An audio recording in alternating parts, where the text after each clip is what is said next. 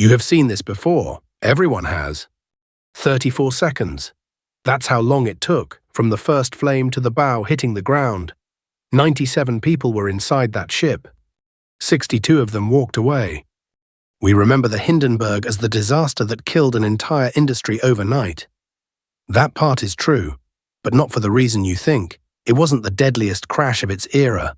It wasn't even close. It was the first one with cameras. To understand what was lost that evening, you have to understand what an airship was in 1937. Not an experiment, not a stunt.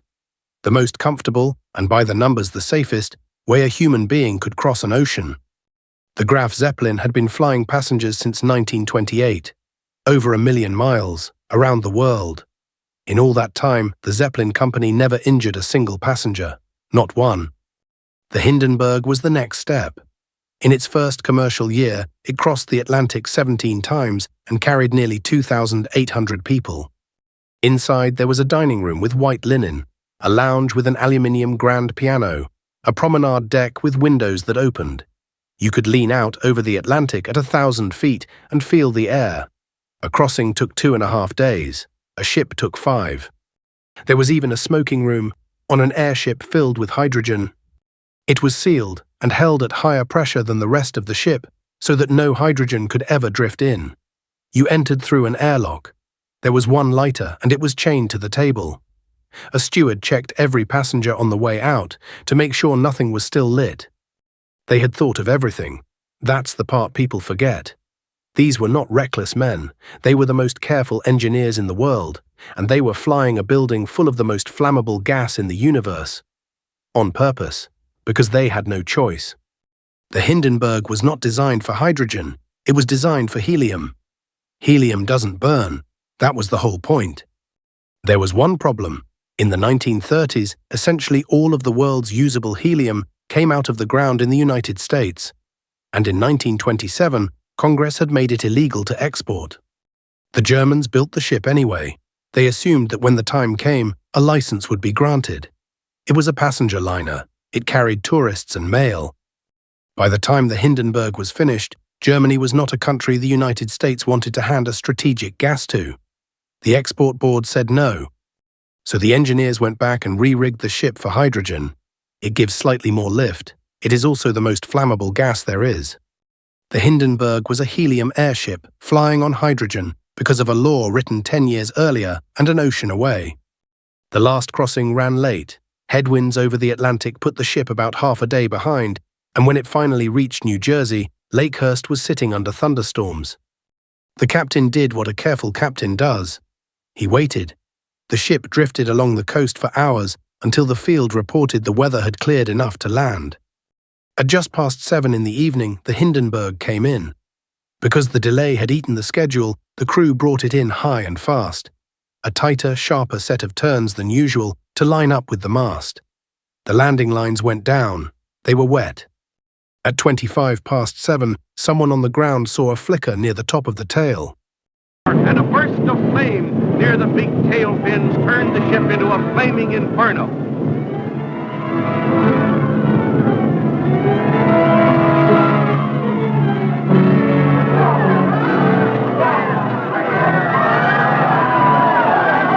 The fire went up, not out.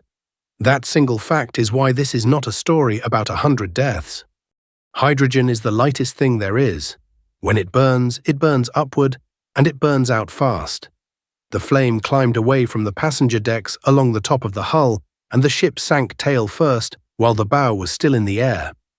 People jumped.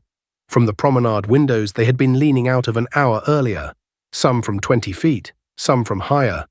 The ones who jumped early lived. The ones who waited, and most of the crew working in the tail, did not. 13 passengers, 22 crew. And one man who was never on board at all. Alan Hageman was 51. He lived in Lakehurst, and he had been working at the air station for about a month. That evening, his job was the stern mooring, the crew that catches the tail and walks it down, which means that of everyone at that field, he was standing directly underneath the part of the ship that caught fire first. He ran, he tripped on the mooring track, and the tail came down on top of him. 36 people, 62 survived, most of them badly burned, most of them out of the wreck in under a minute. Within a day, everyone had a theory. It was sabotage. It was a bomb. It was an anti-Nazi passenger who had brought a camera and a dog on board and kept going down to the cargo hold to feed it. The FBI looked into him. There was nothing there. Neither the American inquiry nor the German one found any evidence of sabotage, and no historian has produced any since.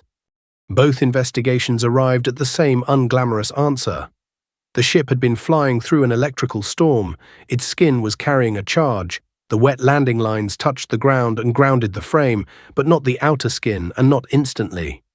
And somewhere in the stern, hydrogen was leaking. A spark, that's it. In the 1990s, a NASA engineer argued it wasn't the hydrogen at all, that the ship's own paint had been the fuel. It is a wonderful theory, it spread everywhere. Then people tested it, and the paint turned out to burn something like 1,000 times too slowly to do what the film shows. The hydrogen explanation is still the one that stands. So there is no villain, no plot, no traitor, no cover-up. And that, strangely, is part of why the Hindenburg never stopped being famous. A story with no ending is a story people keep telling. Now the real question. 36 people died at Lakehurst. 25 years earlier, 1,500 had died on the Titanic. And the world went on building ocean liners. Bigger ones. So why did one fire, with a fraction of the deaths, end an entire form of travel in a single evening? Because of who was standing there. An airship arriving was an event.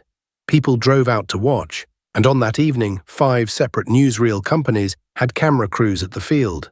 Lenses already pointed at the sky, waiting for a routine shot of a docking.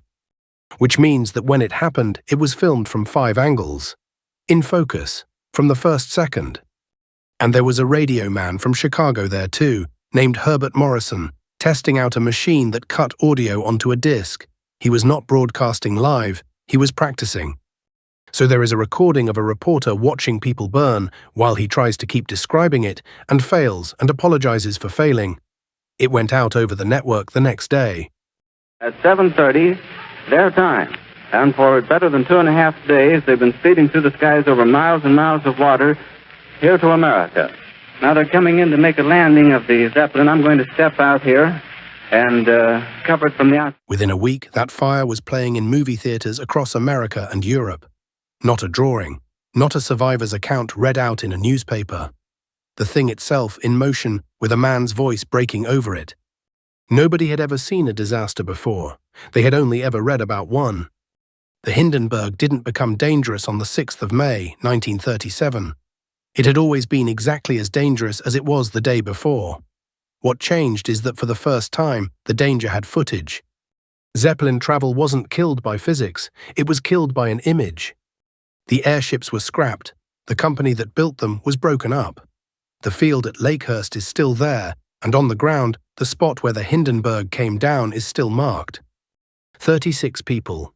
We remember them out of all the thousands who died in the transport accidents of that decade for one reason. A camera was pointed at them. And we have been living in that world ever since. This was the last day of the Hindenburg.